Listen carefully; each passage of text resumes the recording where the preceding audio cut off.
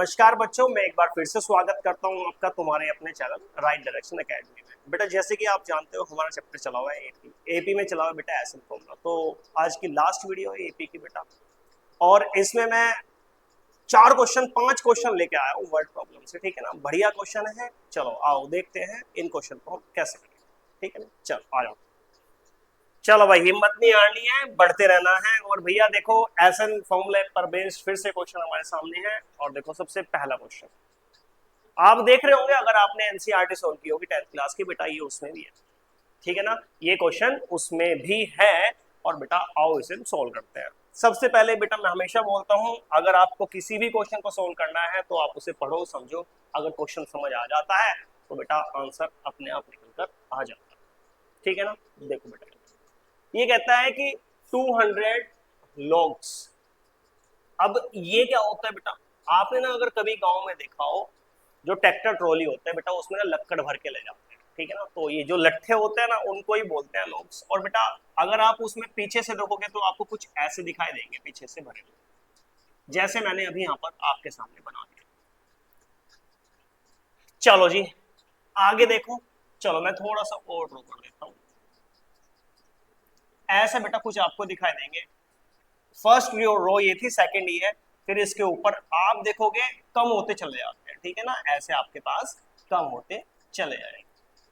और लास्ट में बस ये बन गया, एक ऐसा टिल्ला सा बन जाएगा। ठीक है, चलो इसने क्या कहा है इसके अकॉर्डिंग करते हैं। इन सच अ वे बेटा 200 लॉग्स गिवन है। टोटल लॉग्स गिवन कितने हैं? 200। इन सच अ वे कुछ इस प्रकार से हैं जिसमें से 20 logs in the bottom row. बेटा जो बॉटम की रो है ना, मैंने 20 तो नहीं बनाया, पूरा बोर्ड फिल हो जाएगा, तो मैं लिख लेता हूँ ये 20 लॉग्स यहाँ पर रखे हुए।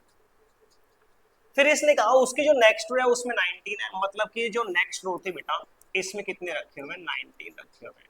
फिर इसके ऊपर जो रो है बेटा वो कितने हैं? 18 रखे हुए हैं। ऐसे ही ये चलती जा रही है। अब हमें ये बताना है इस क्वेश्चन में 18 in the next row and so on in how many rows are the 200 logs placed। ये कहता है कि जो 200 logs थे हम उनसे कितनी रोज बना सकते हैं, मतलब कि सर बेटा इसमें n निकालो, नंबर ऑफ रोज। देखो हम 20 को एपी मान के चलेंगे फर्स्ट टर्म, इसको बेटा A2 A3 A4, तो बेटा first term second term third term fourth term fifth term. अब देखो लॉग्स 20 इसमें लगे, 19 इसमें लगे, 18 इसमें लगे। ऐसे ही अगर मैं सबको सम भी करूंगा तो किसके इक्वल आएगा? 200 के। तो यहां से क्लियर हो रहा है, ऐसा नहीं कि एपी फॉर्म होगी 20 19 18 17 16 एंड सो ऑन। और बेटा first term second term third term, अब ये लोग 20 यहाँ यूज हुए, 19 यहाँ, 18 यहाँ, 17 यहाँ होंगे, 16 यहाँ होंगे, उससे ऊपर तो भैया 200 थे तो खत्म तो होंगे ना। तो बेटा एक रो ये थी, इसको हमने फर्स्ट टर्म का नाम दिया, second term third term fourth term fifth term. तो बेटा इसका मतलब हमें क्या निकालना है? नंबर ऑफ रोज निकालना है, कितनी रोज बनेगी। और नंबर ऑफ रोज यहाँ एक टर्म को रिप्रेजेंट कर रही है। ठीक है ना, तो मैं उम्मीद करता हूँ आपको समझ आया होगा। अब आगे बढ़ते हैं।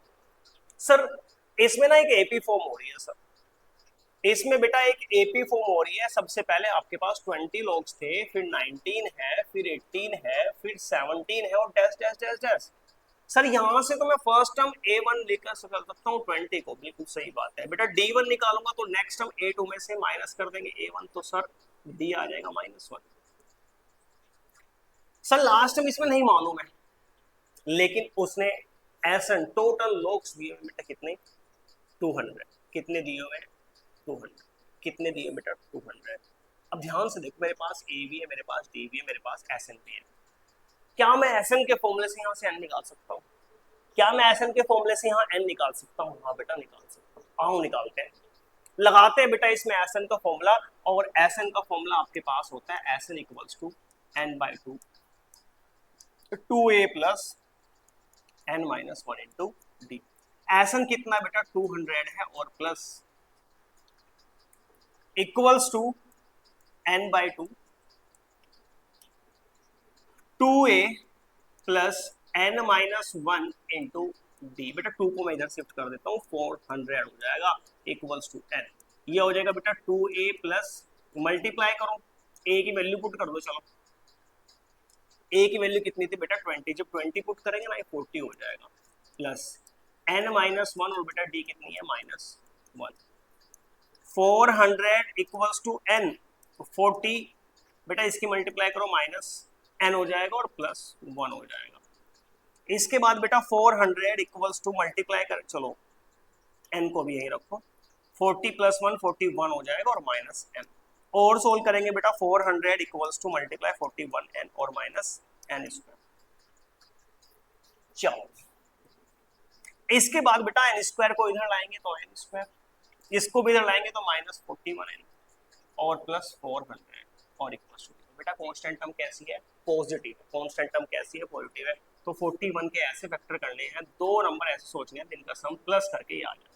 तो बेटा वो क्या हो सकते हैं, देखो होने को तो 20 भी हो सकता है और 21 भी हो सकता है, लेकिन ऐसा सोचना है कि मल्टीप्लाई करके 400 भी आए। तो बेटा वो नंबर मुझे तो याद है, वो कौन से हैं, वो कौन से थे भाई, कौन से थे, कौन से थे, कौन से थे, 25 थे और 16। आप करके देख लेना, मैंने सिखाया हुआ है बेटा, जिसको नहीं आता है प्लीज वो जाना, एक फैक्टराइजेशन की वीडियो पड़ी है, पूरा सिखाया हुआ है। जब कांस्टेंट टर्म पॉजिटिव होती है तो फैक्टर कैसे करते हैं, जब कांस्टेंट टर्म नेगेटिव होते हैं तो फैक्टर कैसे करते हैं, मिडिल टर्म नेगेटिव है तो कब किसको नेगेटिव पॉजिटिव लेते हैं, पूरी वीडियो पढ़ाई हुई है, जाना प्लेलिस्ट में, प्लेलिस्ट पड़ी हुई है पूरी 10th क्लास की जो मैंने चैप्टर पढ़ाए हैं, उसमें फैक्टराइजेशन मेथड पॉलिनोमियल में आपको देखने को मिलेगी। पढ़ना, मैं उम्मीद करता हूँ आपको बहुत अच्छे समझ में आएगा, कभी नहीं भूलोगे। और भाई फैक्टराइजेशन मेथड आगे तक काम आता है, फैक्टर करने ही पड़ते हैं अगर मैथमेटिक्स पढ़ोगे। चलो सर फैक्टर हो जाएंगे 25 और 16, आओ देख भी लेते हैं भाई। मल्टीप्लाई करोगे ना तो भैया 400 देखने को मिलेगा, मैं डायरेक्ट लिख रहा हूँ, तो n² minus negative term, middle term negative, दोनों नेगेटिव लेने पड़ेंगे बेटा, -16 और +400 इक्वल्स टू 0। यहाँ से कॉमन आएगा बेटा n, बचेगा n-25, यहाँ से कॉमन आएगा -16, बचेगा n-25 इक्वल्स टू 0। बेटा यहाँ से n-25 कॉमन आ जाएगा, बचेगा आपके पास n-16 इक्वल्स टू 0। यहाँ से n-25 को इक्वल्स टू 0 पुट कर देना, और भाई n-16 को भी 0 पुट कर देना, n की वैल्यू आएगी बेटा 25, n की वैल्यू आएगी 16। सर इसका मतलब ये हुआ कि इसमें 25 रो भी बन सकती है और 16 रोज भी बन सकती है, नहीं भाई, ठीक है ना, अभी हम चेक करेंगे कितनी रोज बनेगी। अभी के लिए आंसर क्या आया है सर, या तो 25 रो हो सकती है या फिर हो सकती है 16।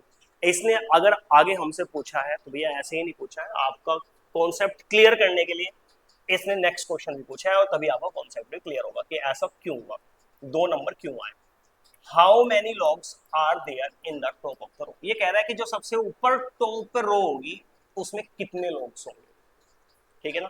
अब लोग तो भाई ऐसे लट्ठे हैं, लकड़ी के लट्ठे हैं, ठीक है ना, आप तो उन्हें काउंट कर सकते हो भाई, 1 लोग मैंने रखा, 2 ही रखा, 3 ही रखा, अच्छा अब मैं आपको कहूँ क्या 0 लोग हो सकते हैं, अब 0 नहीं हो सकते तो नेगेटिव हो सकते हैं, सर नेगेटिव कैसे हो सकते हैं, नेगेटिव तो होंगे ही नहीं, बेटा यहाँ से यही जानकारी आएगी। अब देखो एक बार में n इक्वल्स टू 25 लेके चलूंगा, एक बार में लेके चलूंगा n इक्वल्स टू 16, ये फर्स्ट रो थी, सेकंड, थर्ड, फोर्थ, लास्ट में कौन सी रही होगी बेटा, nth टर्म रही होगी। अब मैं nth टर्म निकालने वाला हूँ, ठीक है ना, मैं कौन सी टर्म निकालने वाला हूँ, nth टर्म निकालने वाला हूँ।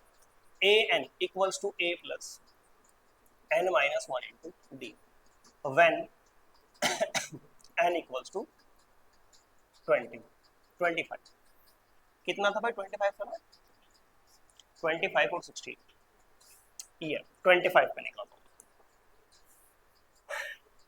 a कितना था भाई, a आया था आपके पास 20 और d कितना था इस क्वेश्चन में -1, तो बेटा मैं निकालता हूँ 25th रो, मतलब कि लास्ट रो क्या थी, ये 20 आ गया, प्लस 25 -1 24, और बेटा d कितना है -1, a 25 इक्वल्स टू, अगर लास्ट रो 25 है तो भैया -24, तो ये कहता है कि जो उसमें लोग है ना वो -4 रहे हैं। How it is possible, how it is possible, ये कैसे पॉसिबल हो सकता है कि लोग नेगेटिव हो जाए, ये कैसे पॉसिबल हो सकता है कि लोग नेगेटिव हो जाए, ठीक है ना भाई, लोग कैन नेवर बी नेगेटिव, कभी भी लोग नेगेटिव नहीं हो सकते। तो इसका मतलब ये तो क्लियर हुआ कि सर उसमें नंबर ऑफ रोज 25 नहीं बनती, क्योंकि जब मैंने उसके अकॉर्डिंग लास्ट टर्म निकाली ना वो नेगेटिव आई। क्या नेगेटिव लॉग्स हो सकते हैं? नहीं हो सकते हो, ठीक है ना।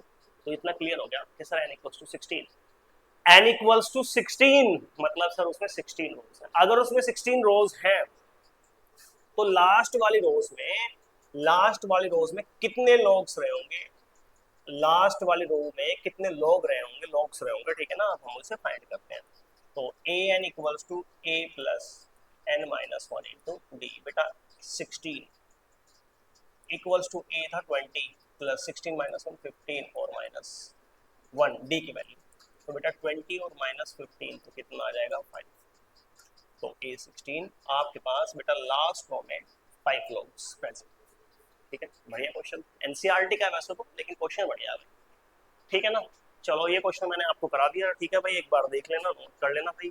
जब भी मैथ्स पढ़ो भाई तो कॉपी और किताब तो लेकर, पेन और कॉपी तो लेकर बैठा करो, ठीक है ना। क्वेश्चन तो खैर मैंने लिख ही रखे हैं बोर्ड पे, लेकिन भाई आप लोग बिना पेन के और बिना कॉपी के मत बैठा करो, ठीक है ना। ऐसी वीडियो देखने से कोई फायदा नहीं है, जब तक आप अपना पेन नहीं चलाओगे मैथ्स नहीं आएगा। बेटा बोलते हैं, देखो चलो खैर ये तो इसका बोर्ड का पेन है, लेकिन बेटा बोलते हैं ये जो पेन है ना ये 5 रुपए का पेन है, इससे भी कम कीमत होती है बेटा, कई बार 3 रुपए का भी मिल जाता है। लेकिन बेटा अगर आप इसे शिद्दत से चला लो, इसे कुछ दिन सर झुका के चला लो, बेटा ये 5 रुपए का पेन आपको 5 करोड़ों में खिला सकता है, ठीक है। लेकिन बस फर्क इतना है कि शिद्दत से चलाना पड़ेगा, ठीक है ना। शर्त इतनी सी है कि शिद्दत से चलाना पड़ेगा, ठीक है ना।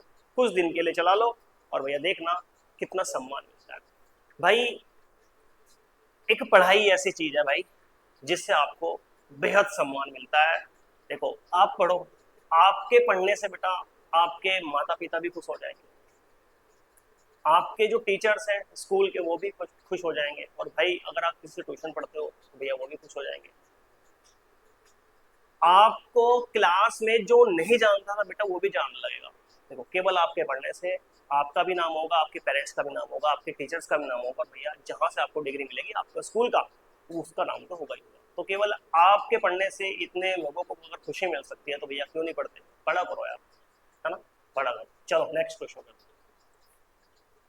हैं। नेक्स्ट क्वेश्चन क्या है भाई, नेक्स्ट क्वेश्चन हमारे पास देखो क्या कहता है बेटा, ये कहता है the production of TV sets in a factory increases uniformly, बढ़ता जा रहा है फिक्स्ड नंबर, एक फिक्स्ड नंबर के साथ एवरी ईयर, हर साल। कहता है it produce 16,000 sets in 6th year, अच्छा 22,600 in the 9th year, find the production in 7th year. Question अधूरा था, फर्स्ट पार्ट लिखते इन 7th year and in 11th year, मैंने कंप्लीट कर। अब कुछ बच्चे सोच रहे होंगे सर इसमें क्या दे रखा है, सर क्या नहीं दे रखा है। बेटा मैं बताता हूँ, अभी समझाता हूँ, प्रैक्टिस करोगे, ठीक है ना, क्वेश्चन लगाओगे आपको भी समझ में आने लग जाएगा। देखो आपको भी समझ आने लग जाएगा, लेकिन बेटा होगा किससे, प्रैक्टिस से होगा। जब तक प्रैक्टिस नहीं करोगे नहीं आएगा, ठीक है ना भाई। बोलते हैं कि आप पढ़ाई को एक दिन छोड़ो, पढ़ाई आपको 10 दिन छोड़ देती है। बेटा ये आपके साथ नहीं है, हमारे साथ भी अगर हम पढ़ाना छोड़ दें भैया हम भी भूल जाएंगे। हम डेली पढ़ाते हैं इसलिए कहीं ना कहीं हमें याद रह जाता है। आपने देखा इससे पहले वाले क्वेश्चन मैंने कहा इसके फैक्टर 25 और 16 होंगे, कैसे पॉसिबल है बेटा, क्योंकि मैं पढ़ा रहा हूँ, मैं डेली पढ़ा रहा हूँ, ठीक है। चलो इसके बाद बेटा इसने देखो देखो अगर मैं एक एपी भी बनाऊंगा, ठीक है ना, मैंने कहा मैं एक एपी बना लेता हूँ इस क्वेश्चन के अकॉर्डिंग। मैंने कहा जो फर्स्ट ईयर में जो प्रोडक्शन हुआ ना, मैंने कहा वो ए हुआ, एक्स भी मान सकते हो, और फिर कहता है कि एक फिक्स नंबर से इंक्रीज हो रहा है, मैंने कहा वो डी मान लेता हूँ भाई। इसके बाद सर कहीं ना कहीं आपके पास ए प्लस 2 डी से हुआ होगा। इसका मतलब सर आप तो ये कहना चाहते हो सर ये एपी फॉर्म होगी, हाँ भाई एक फिक्स नंबर से अगर इंक्रीज हो रहा है तो एपी फॉर्म होगी। कॉमन डिफरेंस तो आएगा ना सेम, कॉमन डिफरेंस बेटा सेम आएगा, ठीक है ना। क्या कह रहा है, फिक्स नंबर से इंक्रीज हो रहा है तो भैया डिफरेंस तो सेम आना ही है जब फिक्स नंबर से सेम हो रहा है। तो उसने कहा है कि जो 6th ईयर है भाई, फर्स्ट ईयर में इतना हुआ, सेकंड में इतना हुआ, थर्ड में इतना हुआ, फोर्थ फिफ्थ ऐसे 6th ईयर भी होगा। तो इसका मतलब sir first term, second term, third term, fourth term, fifth, sixth term. Sir ये तो 6th टर्म गिवन है, हाँ भाई 6th टर्म गिवन है। कितनी गिवन है सर, 16,000 गिवन। सर इसे तो मैं ऐसे लिख सकता हूँ a + 5d, भाई मैंने कब मना करा, चैप्टर का लास्ट चल रहा है, अगर ये बात भी समझ में नहीं आ रही तो भैया फिर तो कोई फायदा नहीं है ना। चलो, और बेटा 9th ईयर में इतना कहता है सर। 9th को सर मैं ऐसे लिख सकता हूँ, कितना था भाई, 22600।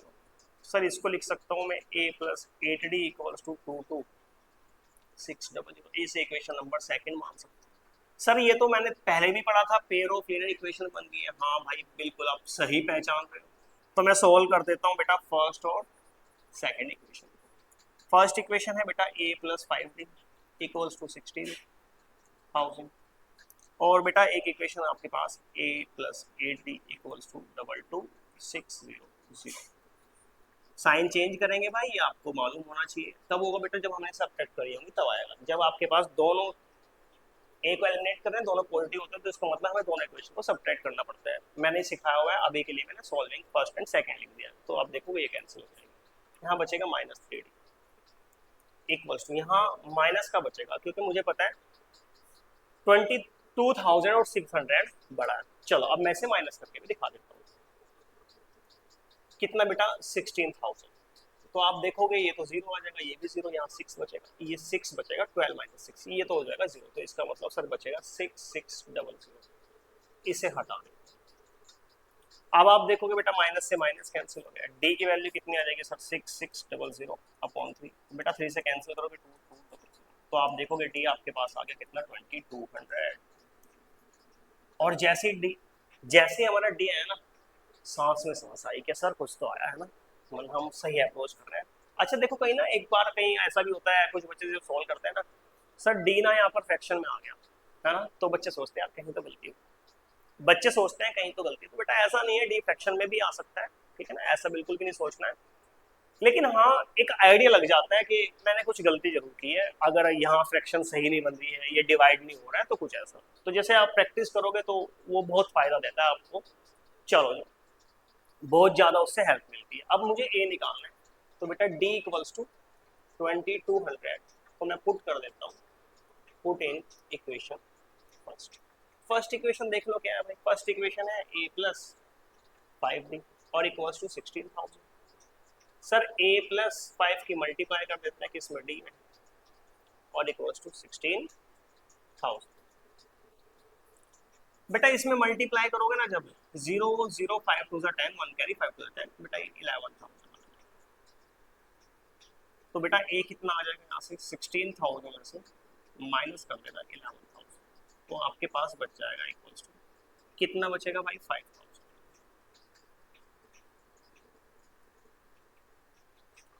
कितना बचेगा भाई, 5,000 बचेगा, ठीक है। कितना बचेगा, 5,000 बचेगा। चलो भाई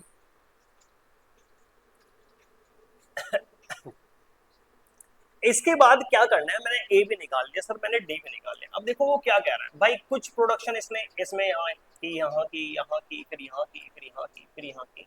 अब इसने पूछ लिया find the production during in 7th year. कहते हैं 7th ईयर तक, टिल 7th ईयर। अभी क्वेश्चन हो रहा है, पूरा कर लो कि 7th ईयर तक उसने कितनी प्रोडक्शन की। इसका मतलब सर जितना ये आएगा और ये आएगा प्रोडक्शन में, ये आएगा, ये आएगा, ये आएगा, सबको प्लस कर दो सर। इसका मतलब ऐसा निकालना है, हाँ भाई ऐसा। इसका मतलब सर एसएन निकालना है, हाँ भाई एसएन ही निकालना है। चलो फिर एसएन का फॉर्म लगाते हैं। ए 5,000 है, डी 2200। एस एन निकालना है सर, एस एन का फॉर्मूला है n/2 और 2a plus n-1 into D.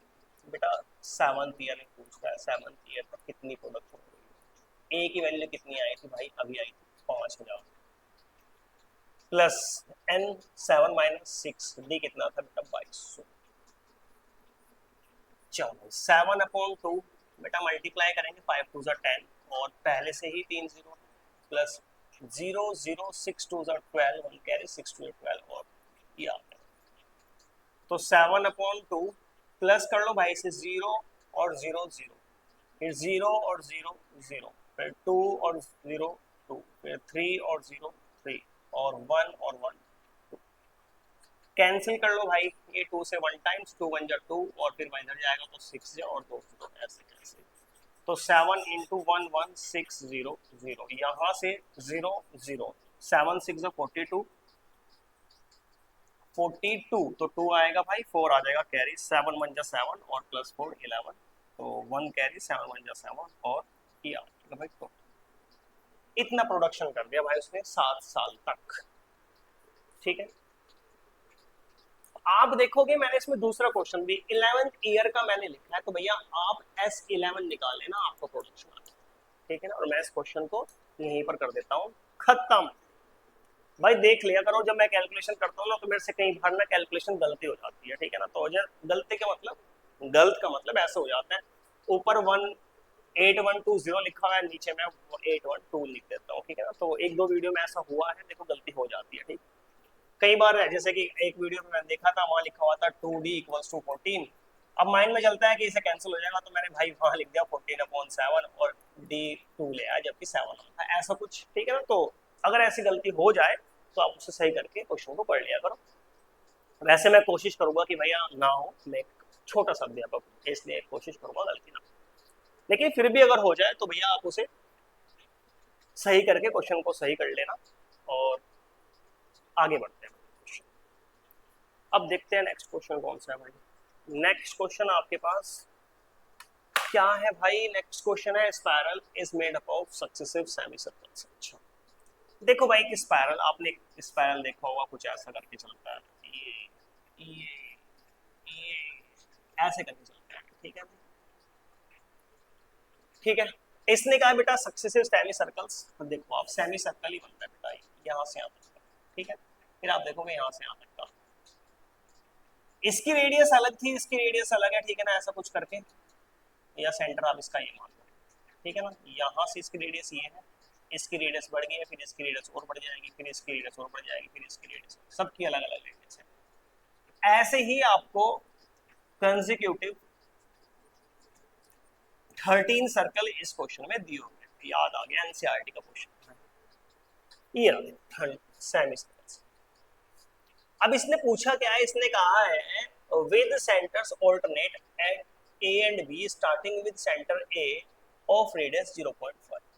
देखो अगर मैं फर्स्ट सेमी सर्कल की जो रेडियस है मैं उसको r1 मान लूं, कितनी आ जाएगी भाई 0.5। फिर इसने कहा है कि जो r2 है, दूसरा सेमी सर्कल बनेगा बेटा, उसकी रेडियस 1 सेंटीमीटर आ जाएगी। फिर r3 है वो 1.5 आ जाएगी, दी हुई है आनी जाएगी, फिर ये 2 आ जाएगी, और ऐसे ही कहता है what is the total length of such spiral made of 13। ये कहता है कि कितना वायर यूज हुआ होगा इन 13 सेमी सर्कल बनाने में। तो सर एक सेमी सर्कल ये होता है, ठीक है ना। तो सर अगर मैं इसे टोटल बना लूं, चलो देखो एक बात समझना बेटा, ये सर्कल है आपके पास, ये क्या आपके पास एक सर्कल है भाई, कितना इसमें वायर यूज हुआ, जितनी इसकी सरकमफेरेंस है। सर सरकमफेरेंस तो कितनी होती है 2πr, लेकिन वो कहता है कि सर सर्कल नहीं है सेमी सर्कल है, तो सेमी मतलब आधा है, तो 2 से 2 कैंसिल। इसका मतलब एक सेमी सर्कल में जो आपके पास वायर की लेंथ यूज हुई है बेटा, वो कितनी हुई है πr हुई है, ठीक है ना। रेडियस बल्कि सबके सेम सेम है। तो यहाँ से ना मैं एक एपी जनरेट करता हूँ बेटा, एक एपी बनाते हैं यहाँ से। एपी कैसे बेटा, आप देखो ध्यान से, पहले वाले सर्कल की जो लेंथ आई होगी वो कितनी आई होगी πr, फिर दूसरे की जो आई होगी बेटा वो कितनी आई होगी πr2, फिर πr3 आई होगी, ऐसे आई होगी। इसका मतलब सर फर्स्ट टर्म πr1 है, हाँ भाई। अगर हम d निकालें तो बेटा πr2 में से आप माइनस कर दो πr1, तो d आपके पास आ जाएगी पाई और r2 माइनस r1। अब मैं साथ ही साथ वैल्यू भी रख देता हूँ पाई। r1 की वैल्यू कितनी थी बेटा 0.5, तो आप देखोगे यहाँ से 0.5 पाई, ये तो a की वैल्यू आ गई। यहाँ से पाई r2 की वैल्यू कितनी है 1, और बेटा r1 की वैल्यू कितनी है 0.5। आप इसे सोल्व करोगे तो बेटा ये भी 0.5 पाई आ गया। सर डी भी निकाल दिया। Semi circle consecutive semi circle कितने गिवन है 13 बेटा, 13 भी गिवन है।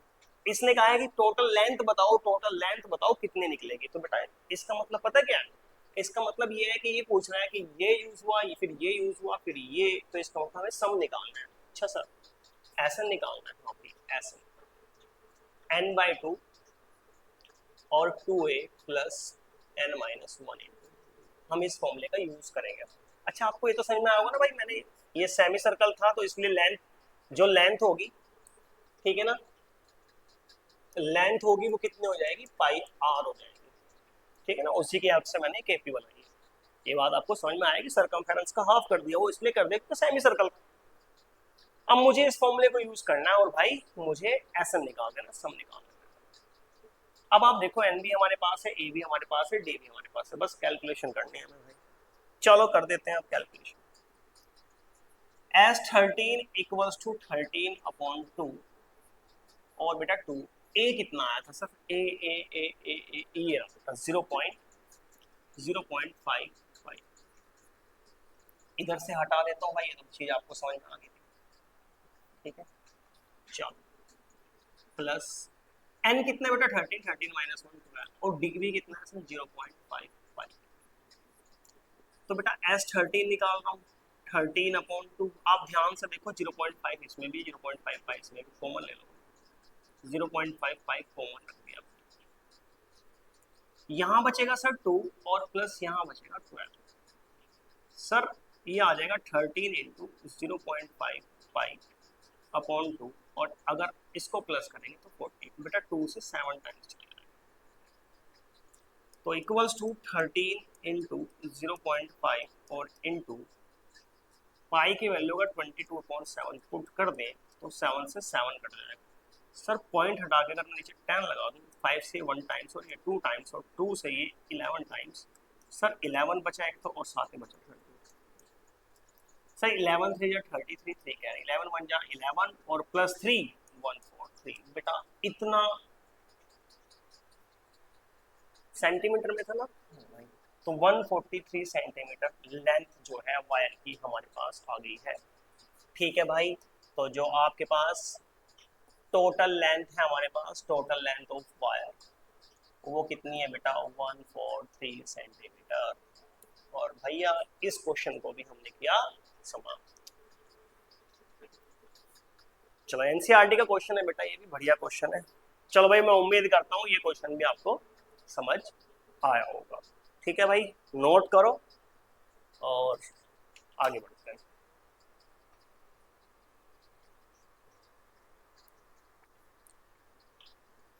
बाहर देख लेते हैं एक बार,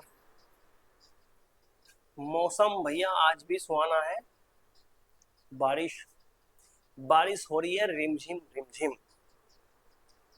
चलो भाई अब हम अपने क्वेश्चन को पूरा करते हैं, मौसम अपना काम पूरा कर रहा है। बरसात का मौसम है भाई, अगर बरसात नहीं होगी तो भैया फिर इस मौसम का नाम का क्या ही फायदा। हाँ? गर्मी में गर्मी जरूरी है, बरसात में बरसात जरूरी है और सर्दी में सर्दी जरूरी है। चलो भाई नेक्स्ट क्वेश्चन, नेक्स्ट क्वेश्चन क्या है, देखो भाई नेक्स्ट क्वेश्चन क्या है। नेक्स्ट क्वेश्चन बढ़िया क्वेश्चन है, कहते हैं कि लेटर, जैसे लेटर का नाम आया ना मुझे समझ में आया कि सीढ़ी का, सीढ़ी नहीं होती चढ़ने वाली सीढ़ी, ठीक है ना, एक सीढ़ी नहीं होती ऐसे पकड़े चढ़ते हैं, लेबर टाइप में वर्क करते हैं, या अगर हमें भी कभी जरूरत पड़ जाए घर की सफाई के लिए हम भी उसका यूज करते हैं। तो आगे पढ़ते हैं, हैज रंग्स 25 सेंटीमीटर अपॉन। अच्छा बेटा ये रंग्स का मतलब यहाँ पर एक तरह से जो उसमें लट्ठे से नहीं होते, देखो भी बनाऊंगा, आगे बढ़े थे। The rungs decreases uniformly in length from 45 centimetre bottom to 25। अच्छा देखो ये मुझे समझ में आ गया कि डिक्रीज हो रहे हैं 45 सेंटीमीटर से 25। सर जो पहला था ना, ये पहला जो डंडा था ये 45 सेंटीमीटर का था, अभी 45 है भाई, तो जो कहता है जब सबसे ऊपर वाला है वो कम हो गया, डिक्रीज हो गया 25 सेंटीमीटर का हो गया, तो इसका मतलब जो आपके पास सीढ़ी है ना, जो लेटर है ना वो कुछ ऐसी हो। हाँ सर इतनी बात तो समझना, आगे बढ़ते हैं। 25 एट द टॉप, बिल्कुल सर। फिर इसने कहा, इसने क्या कहा, इसने कहा if the top and bottom rungs are 2.5 metre apart. अच्छा टोटल 25 रैंक्स अपार्ट। अच्छा ये भी 25, अभी चलो इसकी बात, इसके बारे में बात करता हूँ बाद में, पहले if the top and the bottom rungs are 2.5 metre, इसने कहा है जो टॉप वाला है ना भाई, ये जो टॉप का है और ये जो बॉटम का है ये एक दूसरे से 2.5 मीटर दूरी पर, ठीक है। यहां सेंटीमीटर था बेटा, यहां मीटर है, तो मैं एक काम करता हूँ इसे ना सेंटीमीटर में कर देता हूँ। जब मैं इसे सेंटीमीटर में करूंगा तो 100 से करना पड़ेगा मल्टीप्लाई, एक पॉइंट हटा देता हूँ नीचे, एक जीरो, जीरो से जीरो कैंसिल, कितना आ जाएगा 250। सर यहां से यहां तक कितना आया सर, 250 सेंटीमीटर आ गया, क्या बात। इसके बाद इसने स्टार्टिंग में कहा था a ladder has rungs 25 centimetre apart. भाई अब एक डंडा ये है, डायरेक्ट लास्ट में तो नहीं पहुंच जाओगे, तो भैया ऐसे ही इसमें आपके पास लगे हुए 1 2 3 4 5 6 7 8 9, 1 2 3 4 5 6 7 8 और डिस्टेंस थोड़ा आगे पीछे है, लेकिन भैया हर एक के बीच में 25 सेंटीमीटर का डिस्टेंस है, तो मान के चलना इसके बीच में भी इतना ही, मान दिखाई नहीं दे रहा, मतलब कि आप समझ जाना सबके बीच में इतना ही 25 तो बेटा रंग्स, तो आप देखोगे रंग्स आपके पास 250 को अगर मैं 25 से डिवाइड कर दूं तो बेटा कैंसिल होकर कितना आ जाएगा, लेकिन जो रंग्स है बेटा वो 10 नहीं है, वो 11 होंगे, ठीक है ना। क्या होंगे, एक प्लस करना पड़ेगा बेटा इसमें, जो रंग्स होंगे आपके पास वो 10 + 1 = 11। सर वो कैसे, देखो कैसे, देखो यहां से भाई एक तो मेरे पास ये हुआ, फिर 2 3 4 5 6 7 8 9 10, ठीक है ना। इसके अकॉर्डिंग बता रहा है ये आपके पास लंग्स ही है, ठीक है ना, लेकिन भाई ये मतलब एक तरह से लंग्स का गैप बता रहा है कि 10 है ऐसा। लेकिन अगर मैं लंग्स कह रहा हूँ रंग्स की बात करूं, अगर मैं रंग्स की बात करूं तो भाई अगर मैं यहाँ पर रंग्स की बात करूं तो आप काउंट करोगे 1 2 3 4 5 6 7 8 9 10 और 11। तो आप एक काम और भी सकते हो, यहाँ से रंग्स ना करके बेटा इसे गैप कर दो। आपने गैप निकाला इनके बीच में कि कितने गैप है, ठीक है ना, टोटल कितने हैं बेटा 10। तो इसके बाद जो आपके पास रंग्स आएंगे वो क्या आएंगे बेटा, जो गैप होगा उसमें आप प्लस कर देना 1। मैं उम्मीद करता हूँ आपको ये बात समझ आएगी। उसके बाद बेटा इसने पूछा क्या है, इसने पूछा है कि what is the length of the wood required for the rungs, in rungs के लिए कितना वुड लगा होगा, इसने मतलब एसन पूछा है, तो बेटा एसन का फॉर्मूला लगा देता हूँ n/2 first term plus last term S N, N कितना है बेटा, जो आपके पास रंग्स आए कितने 11, कितने हैं भाई 11, तो 11 इक्वल्स टू 11/2। फर्स्ट टर्म कितनी है सर, फर्स्ट टर्म थी 45 प्लस लास्ट टर्म कितनी थी सर 25।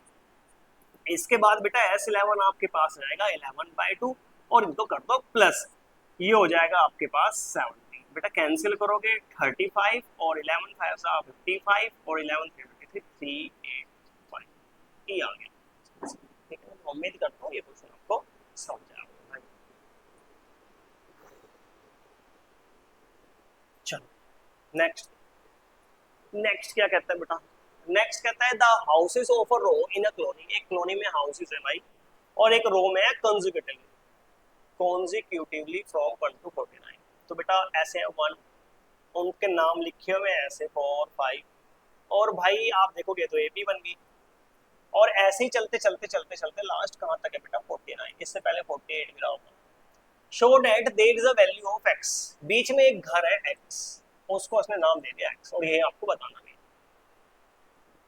फिर कहता है the show that the sum of their numbers of houses preceding the house and the number x is equal to the sum of the number of the houses following it, find the value of x की value बतानी है। और साथ में ये कहता है एक बात बताओ भाई, 2 से पहले एक था, 3 से पहले ये 2 था, 4 से पहले ये 3 था, मतलब एक कम था, अगर ये x है तो इससे पहले कितना रहा होगा x - 1।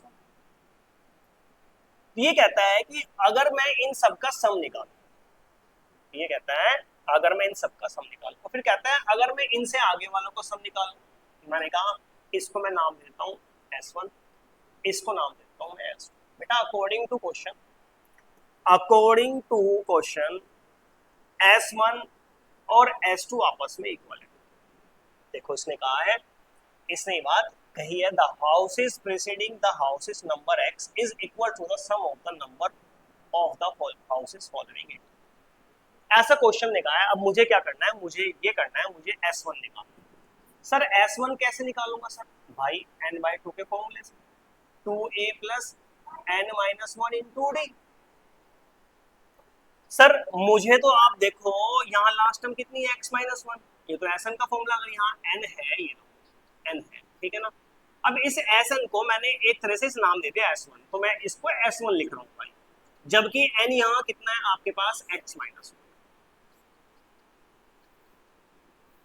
कैसे पता चला भाई? नंबर है 1 2 3 4 5 6 7, यहाँ x माइनस 1 है, इतने ही तो होंगे।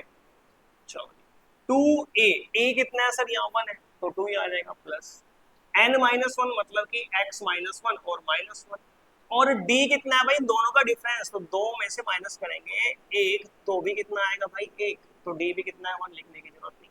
तो यहाँ से मैंने x1 निकाल लिया, s1 निकाल लिया, x1 2 प्लस x और माइनस 2, आप देखोगे 2 से 2 कैंसिल हो गया, तो आपके पास यहाँ से बेटा s1 आ जाएगा x माइनस 1 अपॉन 2 और भाई x, तो S1 आ जाएगा आपके पास x square minus x upon 2। Equation number first, equation number first. ऐसे ही बेटा मुझे क्या निकालना है, ऐसे ही मुझे निकालना है ये लास्ट वाले। अब कहने का मतलब, अब मुझे निकालना है S2। अब S2 कैसे निकलेगा? ये मैं एक काम करता हूँ, पूरे का सम करता हूँ, कर दो सर। सर इसका मतलब टोटल तो 49 था, मतलब S49, हाँ भाई, माइनस कर दो इसमें से, इससे पीछे वाले, मतलब कि इन सब का सम, इन सब का सम, मतलब मैं इसे नाम देता हूँ S3 या S। इसमें कितना नंबर है? X। भाई अब इसमें फॉर्मूला लगा दो, S2 वाला, n/2 मतलब 49/2, 2a तो 1 ही थी, प्लस n माइनस 1 मतलब कि 48, d भी 1 ही थी, और n माइनस 1 इंटू डी 48 आ जाएगा, माइनस अब यहाँ पर भाई x/2, और भाई 2a तो 2 ही आ जाएगा, प्लस n माइनस 1 मतलब कि x माइनस 1 इंटू डी, और d तो भाई 1 ही है। अब इसे सोल्व करो, 49/2, ये हो जाएगा बेटा आपके पास 50, और माइनस x/2, और ये हो जाएगा 2 प्लस x और माइनस 1, और सोल्व करेंगे 2 से बेटा 25 टाइम्स चले जाएगा, तो 49 इंटू 25 माइनस x/2, और भाई ये बचेगा x प्लस 1। और थोड़ा सा सोल्व करो भाई, और थोड़ा सा सोल्व करो, 25 की मल्टीप्लाई करो,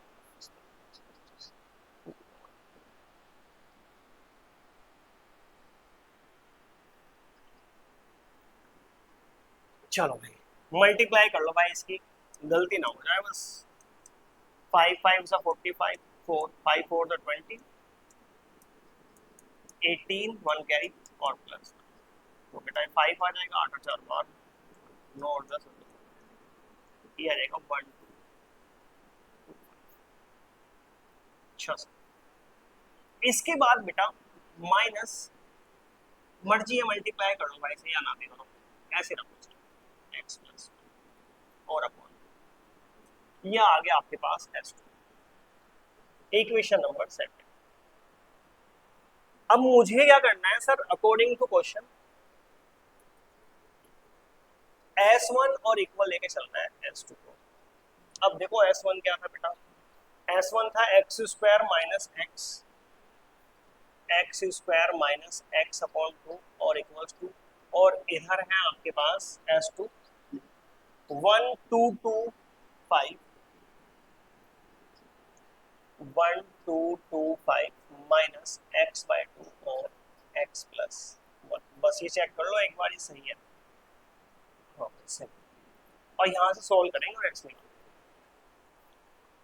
देखो भाई, तो x square minus x upon 2 equals to, सबसे पहले एक काम करो, दोनों का ना एलसीएम ले लो, तो आ जाएगा, यहाँ मल्टीप्लाई करेंगे 5 फिर 2 टू द 4, ये आ जाएगा, फिर माइनस ये आ जाएगा एक्स स्क्वायर और मल्टीप्लाई माइनस, इस 2 से बेटा 2 कैंसिल, तो एक्स स्क्वायर ये इधर आएगा तो प्लस के एक्स स्क्वायर माइनस एक्स, ये इधर आएगा तो प्लस के एक्स और इक्वल्स टू 2 4 5, इस एक्स से बेटा एक्स तो आ जाएगा 2x square equals to 2x square equals to 2 4 5 0 upon, तो यहाँ से आप देखोगे x square equals to 2 4 5 0 upon 2 से 1 टाइम्स 2 टाइम्स 2 टाइम्स और 5 टाइम्स, तो आपके पास आ जाएगा एक्स स्क्वायर इक्वल्स टू 125 और एक्स की वैल्यू आ जाएगी बेटा अंडर 1।